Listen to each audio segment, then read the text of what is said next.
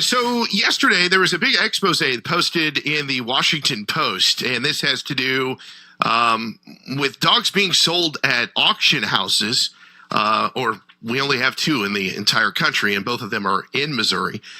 Dogs are sold at auction house for a premium dollar to animal rescues around the country, not a specific rescue. And we're going to talk with Chris Fleming.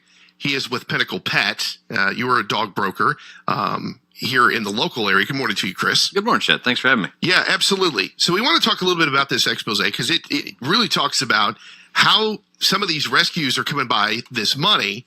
They're asking for public funding, like a GoFundMe type money, pumping the money in to go buy the dogs at auction. So let's talk a little bit about the auction process. Right.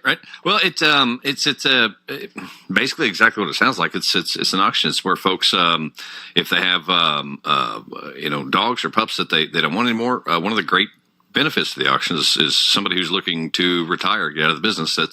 They contact one of the two and say, hey, I'd like to, sell my kennel. Unfortunately, it has grown to where it brings in, like it says in the story, a number of rescues, and they've got the mindset of we're rescuing these dogs at all costs. So they go and get this GoFundMe. Some of these accounts get up to 20 grand, 30 grand. It just depends. Oh, more so. There's share documents of almost, I think one of them raised over $200,000. Wow. For a kennel dispersal sale, and they do it with they do it with stories of we've got to save these animals, the horrible conditions they're going through, and that's just not the case on a lot of stuff. I mean, there's a lot of breeders that do a really good job, and this is turning into a new market for them because the rescue places are have almost unlimited funding. They're paying unbelievably high prices. One dog sold for $8,750 in February. It was a French bulldog that was bred, I believe. It had pups, so it was going to really produce. Correct. So they were going to take the dog, and then it goes to a shelter and is adopted out. Or a rescue, rescue. Yep, or adopted out, and they, but it lends towards future funding. They use this as they'll show that dog and they'll say, oh, look, this poor dog that we saved. We need money to help pay for veterinary bills and help nurse this dog back to health. So it becomes a poster child for more funding for them. So anybody can open a shelter. Oh yeah, you can. It's just basically a simple. You file an IRS, file with the IRS for a 501c3, and if you meet the requirements of that 501c3 with your intended purpose, you can be a shelter. If you decide you want to start quote unquote rescuing pups, file the proper paperwork and start raising you some money. It's all tax free. So, I mean, don't get me wrong, shelters do a good job. There are a lot of dogs that are on the streets. We take them off the streets, find them a loving home, they get adopted out. But here on this area, it's a little bit shady in some of the descriptions that they're using. It's a business. They just with, I don't care if we're talking about the dog business, the restaurant business, or the car business. You have people who do a fantastic job. Your top tier folks. You got folks that do what they do to get by, and then you have your bottom tier, and that applies to rescues. That applies to breeders. You've got some fantastic breeders, and for the most part of them, they do a great job. They love their animals. Mm-hmm. There are some that don't do a good job, and I would say that same bell curve applies to rescues. You have some that are out there finding dogs that are homeless, that are on the streets, and doing what they can to get them and find them homes. But you have rescues that are businesses. They are buying, they are selling, and they're promoting a false story. So there's no regulation on shelters or on the rescues. No, sir. That they would have to meet certain criteria with the state of Missouri. Like a dog breeder in the state of Missouri, if you have more than 3 intact females, you would be breaking the law if you brought in a fourth dog and you're not licensed. Correct. Well, yeah, if you're not licensed in how you sell it, USDA is more than 4. And if you sell through pet stores to our company, Pinnacle Pet, you have to be licensed. You have to be inspected at least once a year by both entities. They go over your paperwork, care and condition, and everything else about the dogs. You have to have a program of veterinary care. You have to have a attending veterinarian coming in and looking at your kennel. For breeders in our state, they have to have a veterinarian that comes in at minimum once a year and lays hands on every single dog in their care. So that's not true with the rescue. If you're 501c3, you don't have to do any of that. Because they're not breeding at the rescue. They're just buying the dogs from the breeders through an auction service. This is where some of the rub is right. They're buying the dogs and then they're selling, but they're not selling. They're saying it's an adoption fee, and they're doing basically the same thing our company does. We buy pups from breeders and then and sell them to stores. They're buying pups from breeders and selling them to individuals.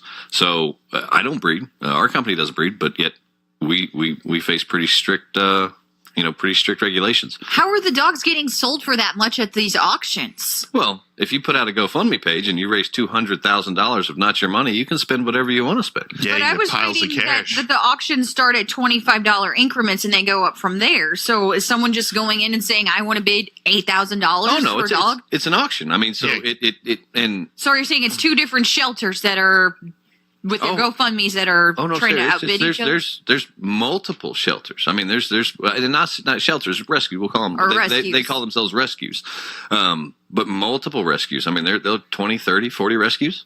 There's breed specific rescues. There's rescues that serve a certain area. And do they know that the people they're bidding against are rescues as well? Yeah. Oh yeah. It just It depends. doesn't make sense to me that they would do that. But they have the money to do it. Some dogs have sold for $10,000. Some have sold, can you believe, $10,000? I have to be a pregnant female. No, it wasn't. In that story, it talks about one of the Cavalier breeders that we know, and it was a breed sellout, and he was the only breeder at that auction to actually pay enough to get 2 pups. And a rescue, and it was the one that they quoted in there to having, I think, raised over $200,000. Came up to him and said, "What's your price?" And he thought, just out of, I'll see. Well, I'll take $10,000 a piece. And they said, okay. Well, we'll take 2. Yeah. So then what's the solution here? How do you go about finding out where these animals are coming from if the article is saying the shelters are lying about where they're coming from? To me, the solution is, again, it's an educated public. We see a lot of pet sale. There's pet sale bans that are being proposed under the auspices of feeling good and doing what's right. Maryland, they're trying to pass stores cannot buy from a company like mine. They have to source their pets that they sell from rescues. It has to be sourced from rescues, and that's legislation that feels good. Obviously, we want to get the dogs that don't have homes off the streets, but the consumer needs to educate themselves. It's about transparency. We push transparency. We want to show how every animal's raised. We want to show how every why a breeder that we work with got into the business. When a consumer goes to adopt a dog, not all rescues are good and not all pet stores are bad. Do your education. Ask where it come from. How did they source it? Did they find it? Did they buy it? What's the source of the pet? Every company should be, especially in the animal industry, should be transparent about what they do. And they should be proud about what they do. So to me, my personal opinion is the answer is, if you're buying, I don't care if you're doing it as a rescue or as an individual, if you're buying and selling an animal, you should fall under the same USDA guidelines that a distributor does, like me. And if you're buying an animal for a pet, ask where it came from. Educate yourself. Know where it came from. Yeah. And know what you're doing. ASPCA, HSUS, and the American Kennel Club, the AKC, that's the purebred advocacy group, say that these animal rights people, rescuers, are misguided in buying their dogs at the auction house. To me, it's always, the definition of rescue, the dogs at the auction house, they're not being saved from anything. They're coming from a breeder that's been licensed and done what they can to everything they can to raise the dog. So if you're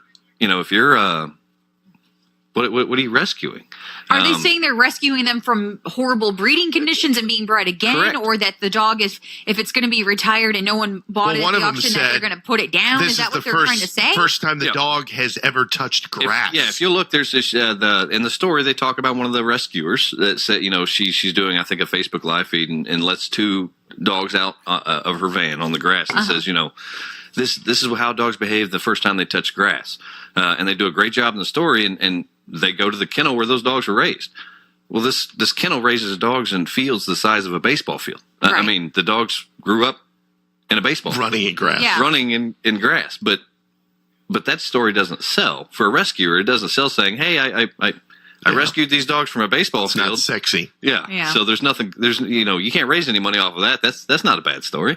So it's just, You want to read the story, you can go to the Washington Post. We'll share it on our KZRG Facebook It's interesting. page. There is also a follow-up story where they interview the auctioneers and talk about their business, and they talk about how humane they are too. And the reason we're talking about this is happening in Missouri. There are 2 auction houses in the state of Missouri, and one in Wheaton. the only 2. Yeah. There are only 2 in the whole country. Right. And they're right here in Missouri.